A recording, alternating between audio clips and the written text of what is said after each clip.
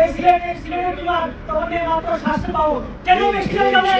সিলেটের মানুষ যাবে ঢাকায় গিয়ে নামে লাগেজ চুরি করবে, টাকা চুরি করবে। এই জন্য তারা আমাদের সিলেট মানুষকে এই আন্তর্জাতিক বিমানবন্দরে কোনো সমস্যা হচ্ছে। একটা বিমানবন্দর উসমানী আন্তর্জাতিক বিমানবন্দর না, ঢুকা দেওয়া হচ্ছে সিলেটের মানুষকে।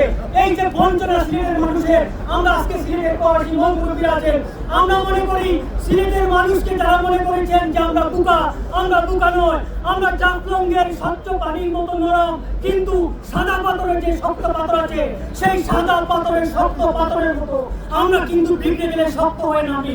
এইবার সিলেটের মানুষ রাস্তায় নেমেছে। সামনের দিকে আগানো ছাড়া কোনো উপায় নেই। আমি আজকে এই প্ল্যাটফর্ম থেকে বাংলাদেশ সরকারের, মাননীয় সরকারের দৃষ্টি আকর্ষণ করছি, যতগুলো ন্যায়সঙ্গত দাবি দেওয়া আছে আপনারা অচিরেই তা পূরণ করুন। এই বিক্ষোভের চালানো হবে না, নতুন এটা বিস্ফোরণ ঘটবে। তো আমি বিনীতভাবে অনুরোধ করছি বর্তমান অন্তর্বর্তীকালীন সরকারকে অবিলম্বে প্রায়োরিটি বেসিসে যেগুলি দরকার ইমিডিয়েটলি সেগুলি সংস্কার করুন এবং সিলেটবাসীকে পাশে দাঁড়ান। আজকের যে আয়োজন যেন এককভাবে রাখা হয়, কোনো সংগঠনের মধ্যে লাগিয়ে এই ব্যাপারটাকে সামনে এগিয়ে নিয়ে যাওয়া হয়। বিকাশ সম্ভব এবং এখানে সাদামান্য সহ বিভিন্ন পর্যটনের ক্ষেত্র রয়েছে, সেগুলোকে কাজে লাগাতে হলে সিলেটের অবকাঠামোর যে উন্নয়ন প্রয়োজন, আমরা সরকারের কাছে আবেদন জানাই। এসে প্রতিবাদ করছে, আমি কোনো রাজনীতিক নই, রাজনীতি করিও না, বাট সিলেটের মানুষের যে প্রতিবাদের ভাষা আমি সেটা তুলে ধরতে চাই আমার বক্তব্যের মাধ্যমে। এবং আপনারা যে যেখানে আসেন সিলেটের প্রবাসী অঞ্চলে, লন্ডন, আমেরিকা, নিউইয়র্ক, কানাডা, সবাই একসাথে এগিয়ে আসুন। আমাদের এই দাবিগুলো মেনে নিতে হবে। ডক্টর ইউনূস একজন সম্মানিত ব্যক্তি, গত 14 মাসে 14বার ভ্যাকেশন করেছেন, 14 দেশে একটি বার সিলেটে যান নাই।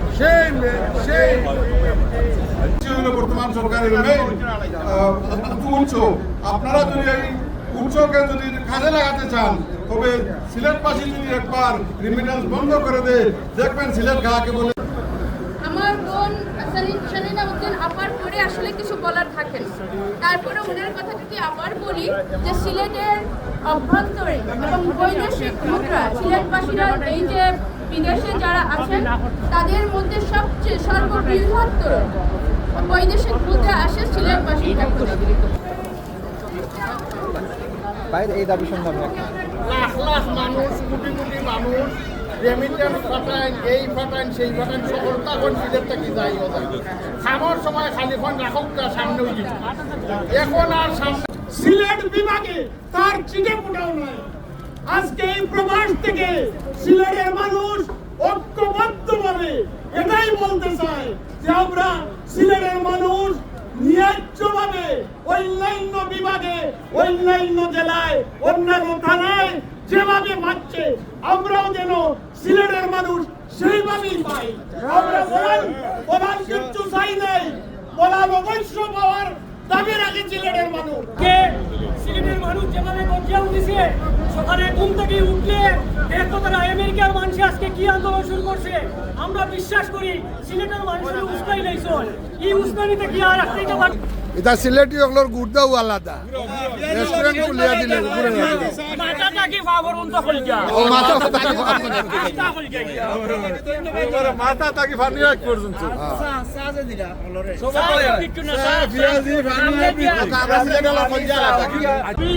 আজকে নিউ ইয়র্ক থেকে আমরা উচ্চারণ করিয়া, এই উচ্চারণ খালি নিউ ইয়র্কের নয়, সমস্ত বিশ্বব্যাপী আজকে যে সিলেটি মানুষ আছে তার একসাথে উচ্চারণ। আমি মনে করি আজকে এই উপস্থিত যারা আছেন, আমরা আমার ভাই এমদাদ দীপু, সৈয়দ দীপা, তারা কথা নিয়ে গুরুত্বপূর্ণ এমদাদ দীপু কুইক।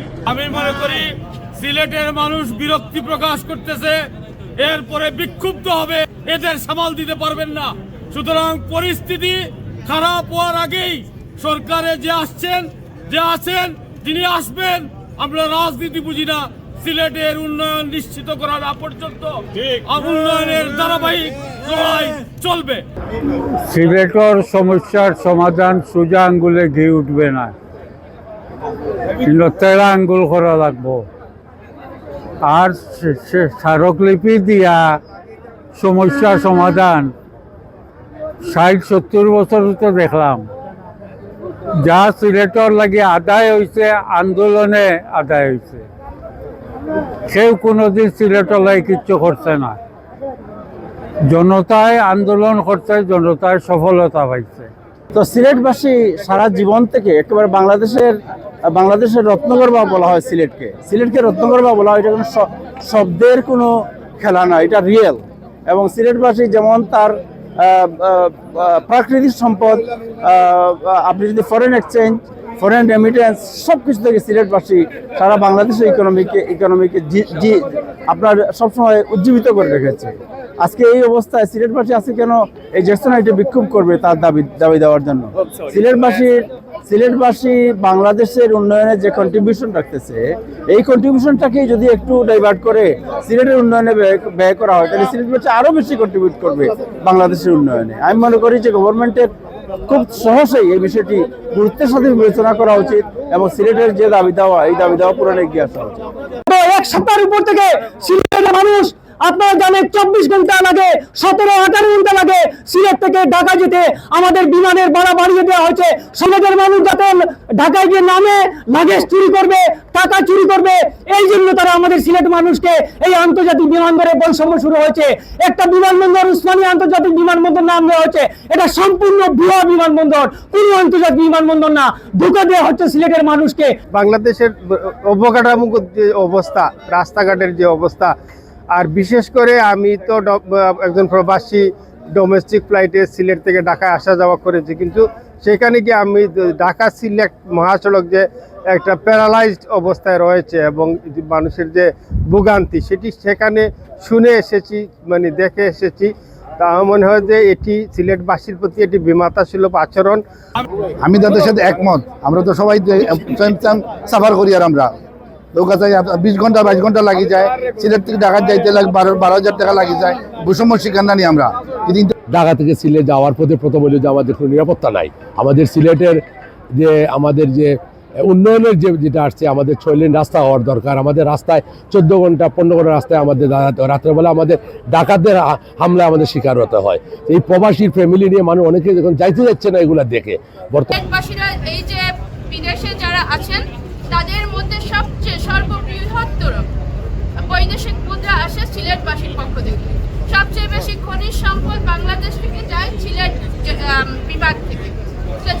যেই জায়গার, যেই বিভাগের সম্পদে বৈদেশিক এবং অন্তর্বর্তী সম্পদে একটা দেশ পরিচালিত হয়, সেই জায়গাকে উপেক্ষা করা অত্যন্ত অন্যায়। যান তখন দোয়ার জন্য আমরা হজরত শাহজালাল মাজারে যান, সেখান থেকে দোয়া নিয়ে আসেন, কিন্তু সাথে আমরা কিন্তু কুয়া পাই না। আমি আপনাদের কাছে অনুরোধ করব, দোয়ার সাথে আমাদেরকে কুয়াও দিবেন ইনশাআল্লাহ। আপনারা সবাই আমাদের সাথে এবং আমরা সবাই মিলে আমরা সিলেটবাসীর যে দাবিগুলো আছে আপনারা সুন্দরভাবে, সুশৃঙ্খলভাবে এবং কুমলীয়ভাবে আপনারা সেই দাবিগুলো মেনে নেবেন।